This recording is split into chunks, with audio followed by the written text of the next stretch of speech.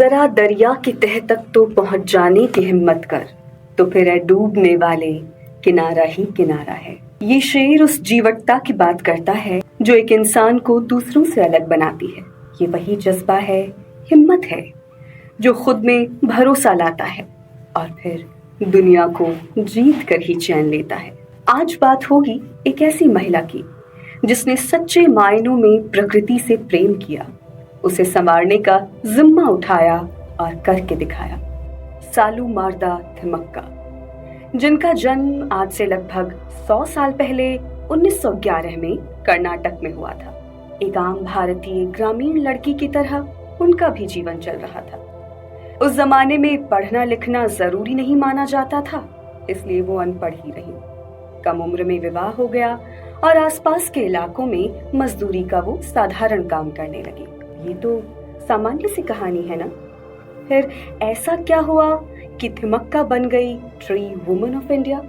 हुआ यूं कि शादी के कुछ वर्षों बाद भी जब उन्हें संतान नहीं हुई, जो उस दौर की शादियों और महिलाओं के जीवन का एक जरूरी अंग समझा जाता था, तब थिमक्का और उनके पति ने निर्णय लिया कि वो अब पौधे लगाएंगे और उन्हें ही अपनी संतान की तरह पालेंगे।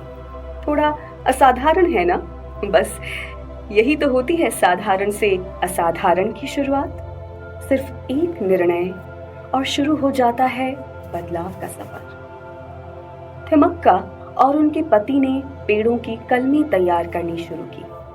पहले वर्ष में 10 कलमें तैयार की गई और उन्हें पास के गांव कुडूर के पास 4 किलोमीटर की दूरी तक लगाया गया। दूसरे वर्ष में 15 और तीसरे वर्ष में 20 पौधे लगाए गए। इन पेड़ों को लगाने के लिए उन्होंने अपने सीमित संसाधनों का ही उपयोग किया। ये दंपत्ति 4 किलोमीटर की दूरी तक 4-4 बाल्टियां पानी ले जाकर पौधों को सींचते थे। इन पौधों को चरने वाले पशुओं से बचाने के लिए कांटेदार झाड़ियों की बाड़ लगाकर सुरक्षित भी करते। ये सिलसिला चलता गया और जीवन की लय बनता गया। 4-4 किलोमीटर तक पानी ढोकर ले जाना, पौधों को जानवरों से बचाना, कांटेदार झाड़ियों से बाड़ लगाना, सब कुछ उन्होंने अपने सीमित संसाधनों से किया। पौधों को ज्यादातर मॉनसून के मौसम में लगाया गया ताकि उन्हें बढ़ने के लिए पर्याप्त वर्षा जल मिल सके। अगले मॉनसून तक ये पौधे आमतौर पर जड़ें पकड़ लेते थे। ये लोग भी उसी मिट्टी से बने हैं जिससे आप और हम बने हैं, लेकिन हम में से कई लोग पर्यावरण प्रेमी होने का दावा तो करते हैं और उसकी पुष्टि अपने घर की बालकनी में लगे रंग बिरंगे फूलों का हवाला देकर करते हैं। वे उस दिन को भूल जाते हैं जब उन्होंने अपना घर बनवाने के लिए पेड़ों को कटवाया था।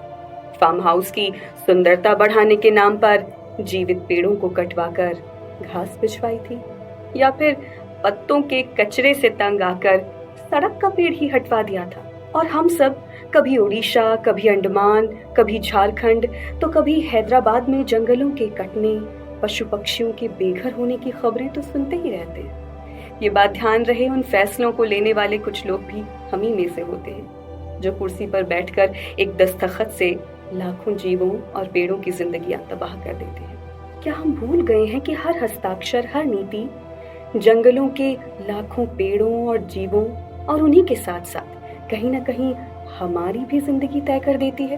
खैर, चलिए फिर से लौटते हैं थिमक्का की कहानी पर। उनके पति चिक्कैया का निधन 1991 में हो गया था, लेकिन उनकी यादें आज भी जीवित हैं और फल फूल रही हैं। आप कहेंगे कैसे? उन्होंने जो पौधे 50 साल में लगाए थे, वे अब शानदार पेड़ों की कतार बन गए हैं।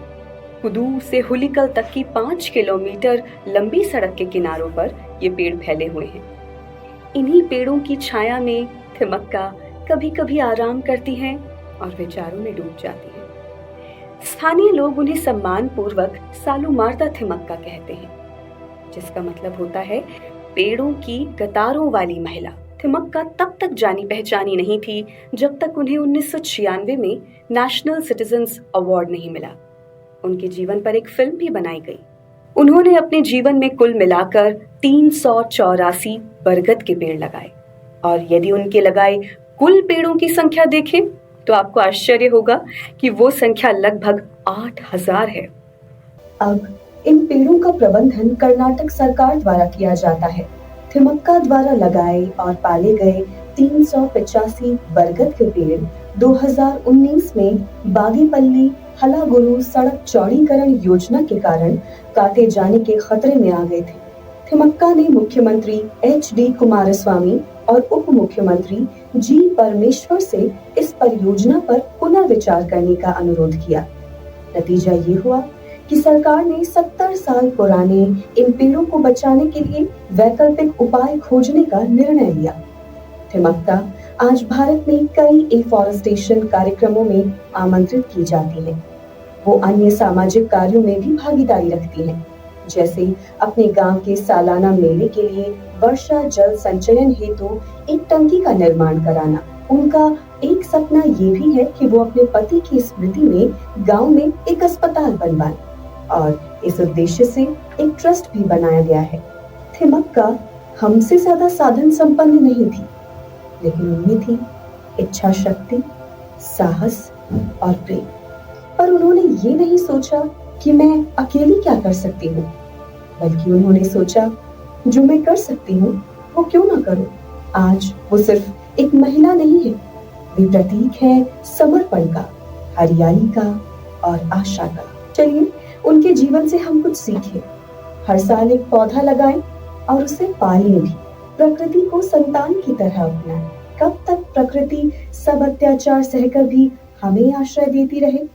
एक कदम हम भी चलें और सोचें, क्या हम भी थोड़े से थिमक्का बन सकते हैं?